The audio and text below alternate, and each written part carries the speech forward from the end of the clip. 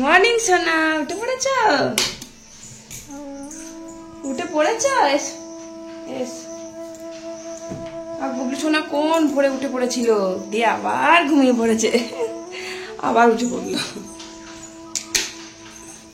আমি কাজ করছিলাম, কাজ করতে করতে না আমি টয়লেট গেছিলাম, তখন ঘুম থেকে উঠে সোজা বাথরুমের কাছে গিয়ে ধরম ধরাম করে দরজায় ধাক্কা মারছে। না গুবলু বাবা তাড়াতাড়ি করে বেরিয়েছে, কোলে নিয়ে কাজ করলাম খানিকক্ষণ, দিয়ে তারপর আবার বললাম চলো বিছানায় শুয়ে দিই, ভুলিয়ে বালিয়ে শুয়ে দিলাম, একটা খেলা দিয়ে ঘুমিয়ে পড়েছে। আমার কাজ হয়ে গেছে।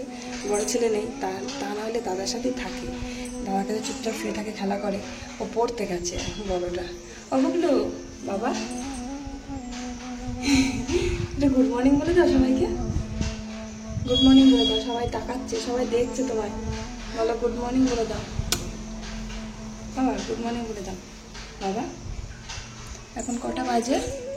8:15 বাজে। চা খাই, চা খেয়ে নিচে যাই, ভাত বসা। আজকে আবার রোদ উঠেছে, কি বৃষ্টি বাবা, বৃষ্টি কালকে তো সারাদিন হয়নি, সারাদিন বৃষ্টি হয়নি, কালকে কিন্তু একটু রোদ উঠেনি। এবার বৃষ্টি না হলে, একটু রোদ না উঠলে জামা কাপড়গুলো শুকোচ্ছে না, একদম সাথে হয়ে আছে। আর কি বৃষ্টি লেগেছে, বৃষ্টি যেন থামছেই না একদম। চলো গুবলু। গুবলু এমনিতে ভোরবেলা এখন ওঠে না, মানে যতক্ষণ ওকে ঘুম থেকে ডাকছি ততক্ষণ ঘুমিয়েই থাকে, প্রায় 8:45 অবধি এরকম ঘুমোয়, যতক্ষণ না আর কি ডাকছি। গুবলু কিন্তু ছোটবেলায় মানে ঘুমটা খুব পাতলা ছিল ওর, সকালবেলা ভোরবেলা ঘুম থেকে উঠে পড়তো। তোমরা তো ভিডিওতে দেখেছো, যখন ও মানে হাঁটা শেখেনি, হামা দিচ্ছে, তখন ওকে বেঁধে পর্যন্ত আমি কাজ করেছি, পায়ে দড়ি বেঁধে গ্রিলের সাথে বেঁধে রেখে দিতাম, দিয়ে কাজ করতাম। মানে হঠাৎ করে কিভাবে যে একদিন দাঁতে করে, মানে দাঁত না, তখন তো দাঁত বার হয়নি, মুখে করে ওই দড়িটা খুলে ফেলেছিল, মানে হালকা করে গিট দিয়েছিলাম, কি করে যে খুলে ফেললাম তো অবাক হয়ে গেলাম। ছোটবেলা ওকে বেঁধে কাজ করতে হতো, পা বেঁধে, আর কেউ নিতে পারতো না, তার কারণ ওর বাবা দোকানে কাজ করতো, নিয়ে যেতে পারতো না। তারপরে আমার শাশুড়িমা নিচে কাজ করতো, তখন বাবা আরো অসুস্থ ছিল, তার জন্য নিয়ে যেতে পারতো না। আর আমার কাজের এদিকে চাপ ছিল, বড় ছেলে স্কুল টিফিন সবকিছু করা, তার জন্য ওকে বেঁধে রেখে কাজ করতে হতো। আর খুব ভোরবেলা ঘুম থেকে উঠে পড়তো, মানে একদম পা টিপে টিপে যেতাম যাতে ও না সাড়া পায়, কিন্তু ঠিক ঘুম থেকে উঠে পড়তো, একদম হালকা আওয়াজ পেলেই উঠে পড়তো। তো আজকেও সেই সেম কাজ হয়েছে। আমি টয়লেট গেছি, তো তখন উঠে মশারি থেকে নেমে সোজা বাথরুমের কাছে গিয়ে দরম দরম করে ধাক্কা মারছে বাথরুমের দরজায়। আমি তো চমকে গেছি, এত তাড়াতাড়ি কি ব্যাপার? ওঠে না, কিন্তু কখনোই ওঠে না, উঠলেও চুপচাপ বিছানায় শুয়ে থাকে, কান্না করে না। আজকে হঠাৎ কেন কাঁদছিল জানি না, দিয়ে আবার ভুলিয়ে ভালিয়ে ঘুম পাড়িয়ে দিয়েছিলাম। তারপর আবার আমার কাজ হয়ে গেল, তখন ওকে ডেকে নিলাম, ডেকে নিয়ে মুখ টুক ধুয়ে ওকে খাইয়ে দিলাম, আর আমিও চা খেয়ে এলাম। তারপর আর কি যে নিচে এলাম, রান্না বসাতে হবে। আর আজকে বেশ একটু রোদ উঠেছে, মানে এই কদিন এত বৃষ্টি হচ্ছে বাপরে, মানে পচিয়ে দিল একদম। আর ভালো লাগছে না এত বৃষ্টি, ভাল লাগে মানে দৈনিক বৃষ্টি কি আর ভালো লাগে? একটু রোদ হলে, আর রাত্রেবেলা যদি বৃষ্টি হয়, দিনের বেলা যদি একটু রোদ হয় তাহলেও হয়।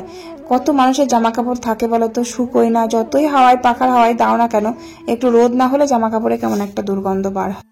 আর বিশেষ করে আমার জ্বালানিগুলো কেমন ভেজা ভেজা ভাব হয়ে গেছে। আমাদের যে গোয়াল ঘরটা আছে পিছনে, গোয়াল ঘরের মধ্যে যত জ্বালানিগুলো ছিল সব ওখানে রাখা হয়েছে।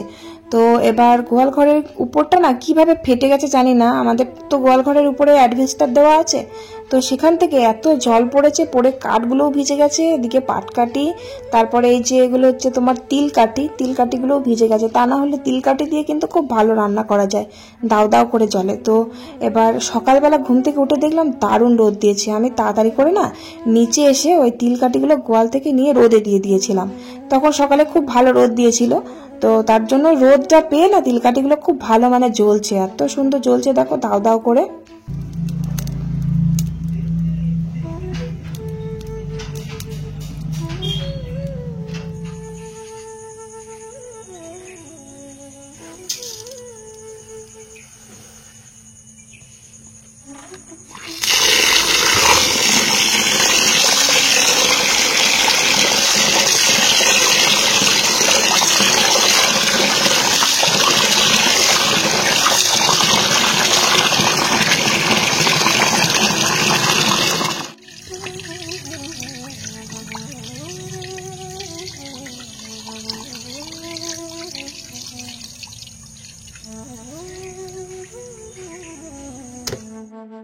তো চালটা ধুয়ে নিয়ে এসে ভাতে এবার দিয়ে দেবো। আর একটা সমস্যা হয় আমাদের বর্ষাকালে, এই বর্ষা আসলেই না চালের মধ্যে পোকা লেগে যায়, কেন জানি না।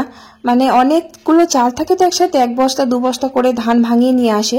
তো এবার এই সরু চালটার মধ্যে, মিনিকেট চালটার মধ্যে না দেখছি কয়েকটা পোকা লেগে গেছে। তো এবার রোদে দিতে হবে, রোদটা তো ভালো মতন হচ্ছে না। বর্ষাকালে একটু ধানের মধ্যে চালের মধ্যে পোকা লাগে, ধানে না লাগলেও চালের মধ্যে লাগে, তো প্রত্যেকবারই হয়। এবার চালটা যখন ভাঙিয়ে নিয়ে আসে তো চাল তো খুব গরম থাকে। 1 বস্তা ধরো চাল নিয়ে আসলো, ধান ভাঙিয়ে 1 বস্তা ধান, হাফ বস্তা হয়তো চাল হয়। এবার হাফ বস্তা মানে অনেকটাই বড় বস্তা ধরো, চাল তো পুরো গরম থাকে, গরমে গরমেই থাকে। তার জন্য না বর্ষাকালে চালের মধ্যে পোকা লেগে যায়, ওটা প্রত্যেকবারই হয়। যেমন এবছর আবার মিনিকেট চালের মধ্যে ওরকম পোকা লেগে গেছে। ভালো করে ধুয়ে নিলাম, কিন্তু রোদে দিতে হবে, রোদে দিলে আবার সব পোকাগুলো চলে যাবে। মানে ভালো ধান ভালো চাল ওরকম পোকা লেগেছে বর্ষার কারণে। যাই হোক, তারপর ওদিকে ভাতটা বসিয়ে দিয়ে এসেছি। আর এদিকে ছোট ছোট চারাপোনা মাছ এনেছে, চারাপোনা না রুই মাছেরই, মানে একটু ছোট ছোট রুই মাছগুলো। তো ওই মাছগুলো কেটে ধুয়ে নিলাম, দিয়ে রান্নাঘরে চলে এলাম। ভাত হয়ে গেছে, ভাতটা এবার নামিয়ে দেবো।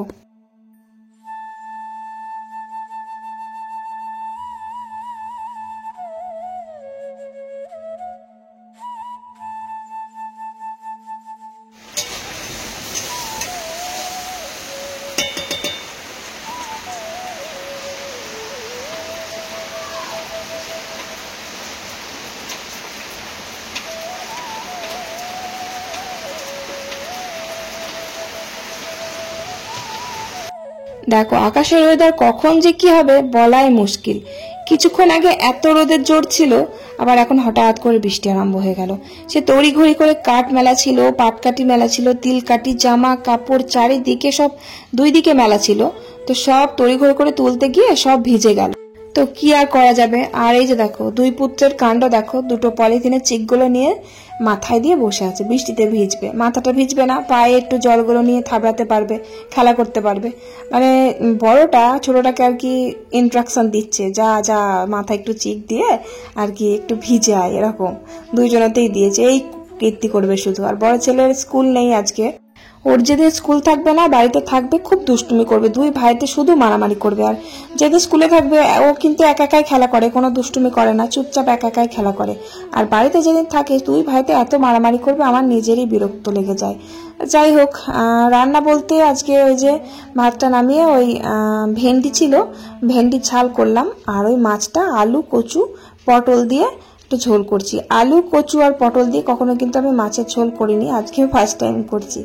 আসলে কচু নিয়ে এসেছিল জেঠু বাজার থেকে অনেকগুলো, কচুগুলো খেতে না ভুলে গেছিলাম যে বাড়িতে কচু আছে। তো আজকে কচুগুলো বার করে দেখছি প্রায় অর্ধেকের বেশি কচু পচে গেছে। আর এমনিতেও বর্ষার কচু খুব একটা ভালো হয় না, যখন মানে রোদ হয় তখন কিন্তু কচুগুলো ভালো সেদ্ধ হয়। আর এই বর্ষা পড়ে গেলে কচুগুলো একদম মানে অর্ধেক সেদ্ধ হবে, তারপরে একটু কালো কালো হয়ে যায়, কচুগুলো খুব একটা ভালো হয় না। যাই হোক, বেছে বেছে যেটুকু পেলাম ওটা তরকারিতে দিলাম। আর দেখো কি জ্বালায় পড়েছি, শুধু বারবার উনুনটা নিভে যাচ্ছে। ওই যে ঝমঝম করে বৃষ্টি পড়ছে, আর ছাটের একটু মানে আবহাওয়াগুলো আসছে, হাওয়াগুলো, আর এমনিতেই কাঠ ভিজে, পাটকাঠিগুলো ভিজে, তিলকাঠিগুলো ভিজে, সব ভিজে তো দিয়ে জ্বলছে না। উনুনের ভেতর কিন্তু শুকনো, কারণ আমাদের বর্ষাকালে উনুনে জল ওঠে না। তার কারণ আছে, উনুনটা বানানোর সময় ওই যে খোলামুচিগুলো হয় না, খোলামুচি তলা আমি দিয়েছি উনুনটা বানানোর সময়, তার জন্য মাটির থেকে কিন্তু জল ওঠে না। কিন্তু বেশিরভাগই বর্ষাকালে উনুনের ভেতর মাটি থেকে জল ওঠে, সেটা হয় না, কিন্তু কাঠ পাটকাঠিগুলো কেমন ভিজে ভিজে ভাব।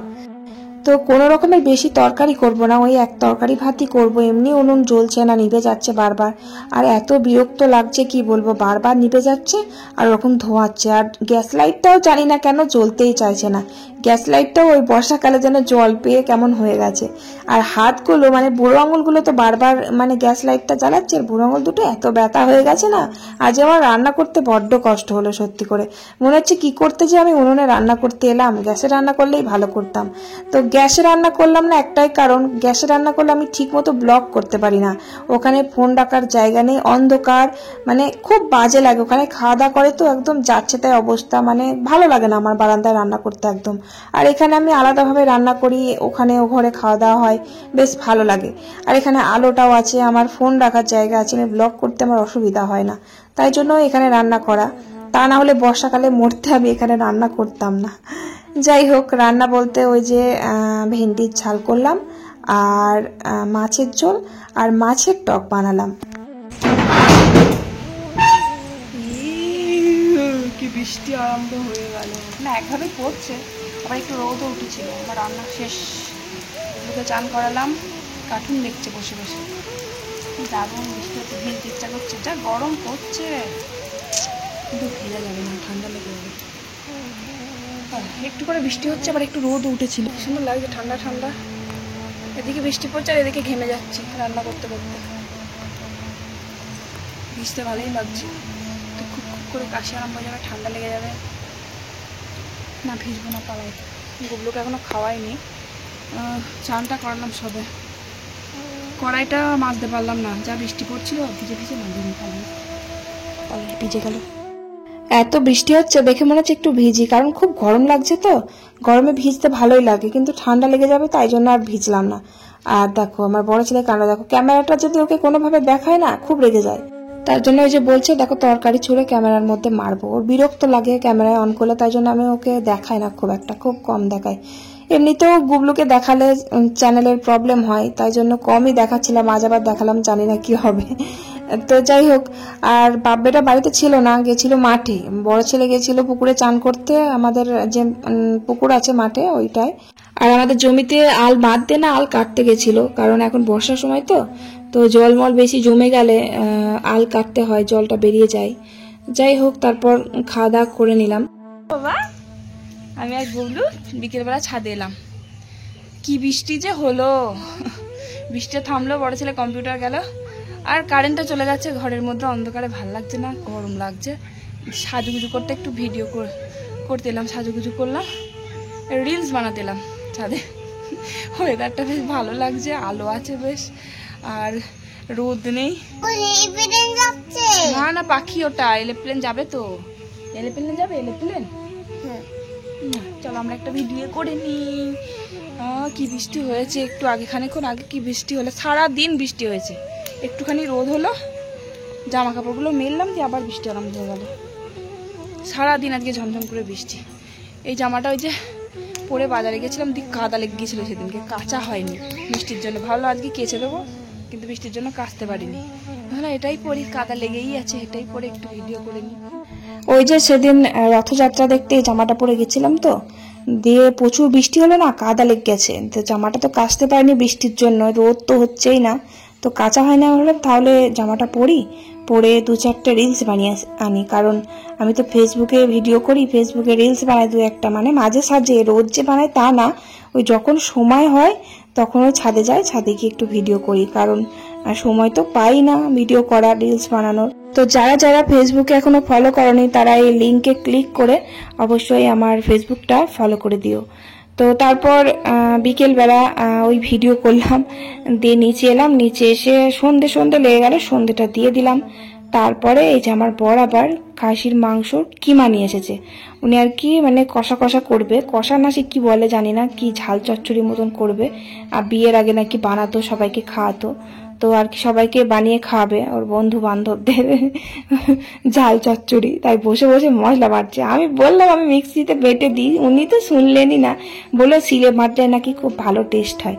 আমি বারবার করে বললাম শিলে কষ্ট করে বাটতে হবে না, আর আমার শিলটা আবার মানে কোটানো নেই, মানে বহুদিন ব্যবহার করা হয়নি। ওই যে আমি যখন নিচে রান্না করতাম, আলাদা যখন রান্না করতাম, তখন ওই শিলটা কেনা হয়েছিল, শিল নোড়াটা তো কতদিন আগে ব্যবহার করা হয়েছে, অনেক দিন হয়ে গেল, প্রায় 3 বছর হয়ে গেল, তা শিলটা ব্যবহার করা হয় না বলে শিলটা মানে বাটাই যায় না, তখন আমি বাটতে পারতাম না, খুব কষ্ট হতো, শিলটা কোটানো নেই বলে মশলা বাটতে মানে খুব দেরি হয়। তো এবার আমার বর আবার ওই বসে বসে শিলে মশলা বাটছে, ও মশলা নিজে বাটবে, নিজেই রান্না করবে, আমার কোনো হেল্প লাগবে না, মানে নিজে হাতে আর কি বানিয়ে খাওয়াবে সবাইকে। তো মশলায় দেখলাম প্রচুর লঙ্কা দিয়েছে, মানে প্রচুর ঝাল খাবে, ঝাল ঝাল করে। আর আমি নিচে এলাম, নিচে মশলা বাটছি কিসের জন্য জানো তো, আমি খিচুড়ি রান্না করবো রাত্রেবেলা, ঝমঝম করে বৃষ্টি হচ্ছে এখন অবধি, তো তাই জন্য মাকে বললাম তাহলে একটু খিচুড়ি করি অল্প করে। খিচুড়ি বৃষ্টি হলে আমার বেশ ভালোই লাগে, মুসুর ডাল দিয়ে গ্যাসে, নিচের গ্যাসে খিচুড়িটা বসিয়ে দেবো। আর আমার বড় ওদিকে ওপরের গ্যাসে ওই মাংসটা বানাচ্ছে, এখনো মশলা বাটছে। আমার এদিকে খিচুড়ি অলরেডি বসানো হয়ে গেছে। ওই অতটা মশলা বাটবে, কত সময় লাগবে। আর মিক্সিতে বেটে দিলে এক ছাটকায় মশলাটা বাটা হয়ে যেত, শুনলো না, বসে বসে মশলা বাটছে। যাই হোক, আমি নিচে এসে মিক্সিতে সামান্য একটু খিচুড়ির মশলাও আমি শিলে হাত দিলাম না রাত্রেবেলা বিশেষ করে, তা না হলে দিনের বেলা কিন্তু আমি শিলেই বাটি। ওই একটু যখন মাংস বেশি টেশি নিয়ে আসে, তখন মাংসের মশলা যখন বেশি হয় তখন কিন্তু মিক্সি ইউজ করি, মিক্সিতেই বাটি। অতটা মশলা শিলে বাটি না, আমার হাত জ্বালা করে। আর এমনিতে রোজ যে তোমরা তরকারি দেখো, মাছের ঝোল হ্যান ত্যান, মানে হাজার রকমের তরকারি করলে আমি কিন্তু শিলেই বাটি। শুধু মাংসের মশলাটা কিন্তু শিলে বাটি না, মাংসটা আমি ওই মিক্সিতেই বাটি, অনেকটা মশলা দিতে হয় তো। তো আমি মিক্সিতেই মশলাটা বেটে নিলাম, খিচুড়ি মশলাটা। আদা, জিরে, রসুন, লঙ্কা চিড়ে দিয়েছি। খিচুড়িতে লঙ্কা চিড়ে দিলে বেশি ভালো লাগে খেতে। তো নিচের গ্যাসে, মায়ের গ্যাসে খিচুড়িটা বসিয়ে দিলাম, মশলাটাও ভেজে দিয়ে দিলাম পেঁয়াজ রসুন দিয়ে। আর তারপরে উপরে এসে আমার বর বললে একটু খেয়ে টেস্ট করে দেখো তো কেমন হয়েছে। হলুদ তো কম দিয়েছে, বোঝাই যাচ্ছে। আর পিস ঝাল হয়েছে, মানে এত ঝাল হয়েছে না, খেতে ভালো হয়েছে, কিন্তু খাসির মাংস তো সেদ্ধটা একটু কম হয়েছে। আমি বললাম যে প্রেশার কুকারে মাংসটাকে সেদ্ধ করে নাও, দিয়ে মশলা দিয়ে কষিয়ে নিবা, ভালো লাগবে খেতে। ও বললো না না, কড়াইয়ে করবো, প্রেশার কুকারে করবো না, ভালোই লাগবে খেতে। তো যাই হোক, খারাপ হয়নি খেতে, খুব সুন্দর হয়েছে, কিন্তু প্রচুর ঝাল হয়েছে। মানে এত ঝাল হয়েছে কি বলবো। আমার বড় ছেলে তো ঝালের চোটে একদম মুখে চিনি দিয়েছে, মানে কি অবস্থা। ও তো ঝাল খেতে পারে না, মাংস বলেই খাচ্ছে, তা না হলে একদমই খেত না। মাকেও একটু দিলাম, টেস্ট করলো। মা বলছে খেতে তো ভালোই হয়েছে, কিন্তু সেদ্ধ কম হয়েছে, ঝালও খুব হয়েছে। ঝাল হলে না এরকম কষা কষা খেতে ভালো লাগে। আর মাংসটা খুব ছোট্ট ছোট্ট করে কেটেছে যাতে সেদ্ধ হয়ে যায়, কিন্তু সেদ্ধ হয়নি। যাই হোক, ভালোই করেছে, নিজে হাতে করেছে, নিজে হাতে মশলা বেটেছে, ভালোই হয়েছে। আর কালকে জানো তো আমাদের বাড়িতে পঞ্চমী আছে, মানে মনসা পুজো আর কি, কাজ পুজো যেটা বলে। তো কালকে রান্না করতে নেই, মানে রান্না করতে আছে, ভাত চাল নেড়ে ভাত রান্না করতে আছে। কালকে তোমাদের দেখাবো যে কিভাবে আমরা রান্না করি। তো কালকে তেলে ছ্যাঁকছুক করতে নেই, মানে আঁশ তো রান্না করতেই নেই, যা করব সব সেদ্ধ সেদ্ধ। তো তার জন্য একটু বেশি করে পাঁপড় ভেজে রেখে দিলাম। কালকে ভাত হবে, ভাত দিয়ে পাঁপড়টা খেতে পারবে, বা যদি মুড়ি খাই তাহলে খেতে পারবে। আর বেশ খিচুড়িটা কিন্তু দারুণ টেস্টি হয়েছিল। মা বাবাকে নিচে দিয়ে এসে উপরে একবারে নিয়ে এসে আমরাও সবাই খেয়ে নিলাম, আর গুবলুকেও খাওয়ানো হয়ে গেছে। তো চলো, আজকের ভিডিওটা এখানেই শেষ করলাম। ভালো লাগলে একটা লাইক করে কমেন্ট করে দিও। Tata, by.